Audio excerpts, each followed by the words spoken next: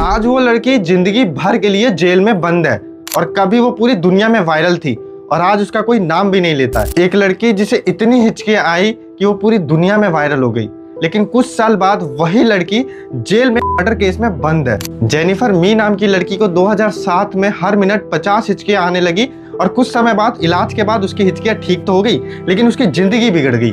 अब हुआ क्या कि 2010 में उसने कुछ लड़कों के साथ एक आदमी को डेटिंग के बहाने बुलाया और डेटिंग के बहाने उस आदमी को लूटने की कोशिश करी। अब हाथापाई होने लगती है और उसी दौरान उस आदमी की गोली लगने से हो जाती है।